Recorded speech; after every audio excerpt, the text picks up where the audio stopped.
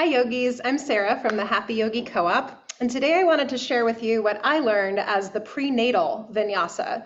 So even if you're not pregnant, right, if you do 5, 10, 50 vinyasas, there are times when our wrists and shoulders need a little bit of a break from all that weight. And so this can be applied and incorporated in your vinyasas and your sun salutations at any time, even if you're not protecting a bump in your belly. So let me show you how it works. And it fits right into the rhythm of a regular vinyasa. So let's say we're in downward facing dog. And then we stay in the flow with our friends by inhaling to come into plank. Right, but instead of lowering onto our bellies, we lower our knees. If you want to take a little push up here to work the arms, you can. But then as friends lower to the floor or chaturanga to come into cobra or up dog, we walk back and take camel pose, ustrasana. Still getting a back bend, still opening the chest. And as other folks return head to mat, we return hands to mat and lift up and back to find downward facing dog. So again, in the flow with breath, it's inhale to plank, exhale to lower knees and maybe take a push-up. And then we walk the hands back, and while others take cobra or up dog, inhale to camel. And exhale, hands back to mat. Everyone meets in downward facing dog.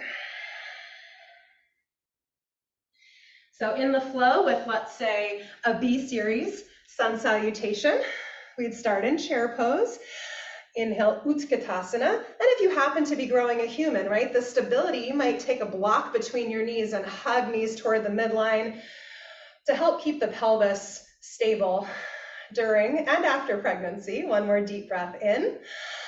As you exhale, fold forward. If you're pregnant, feet are going to come wider. Make space. Inhale, lift halfway position. Bend the knees and plant the hands, stepping back to plank. And again, inhale, you can lower knees and take a push-up if you want to. And we walk hands back. Other folks are on the floor or in chaturanga. Everyone inhales to find a back bend. And exhale, hands back to mat, downward facing dog. Inhale to lift the right leg. Exhale to swing step through. There's no rush. Warrior one, feet. Inhale to rise.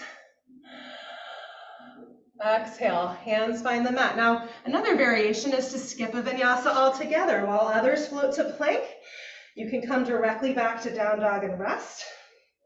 You can even come to child's pose and rest. You've got a few breaths. But eventually meeting in down dog for the second side. Inhale to lift left leg. Exhale to swing step it through. Sets up the feet. On the inhale, we rise. Exhale, coming down to frame the front foot. Inhale to step back to plank. Again, as you exhale, you might lower knees and take a push-up or skip it all together. Walking back to set up a gentle camel, right? Focus on the opening collarbones, chest, and heart, and then meeting friends in downward facing dog.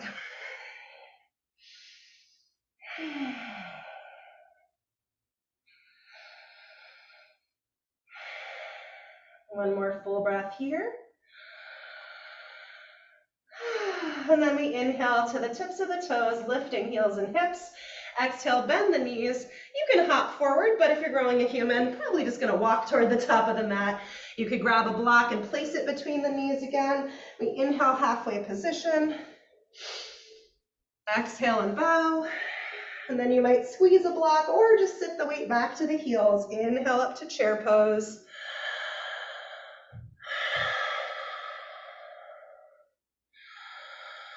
Come out sooner if you need to, or see if you can. Breathe here for 3 breaths.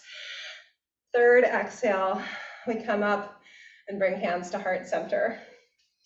So I hope that's helpful, whether you're pregnant or not. It's another variation to throw into your repertoire and change things up a little bit. Namaste.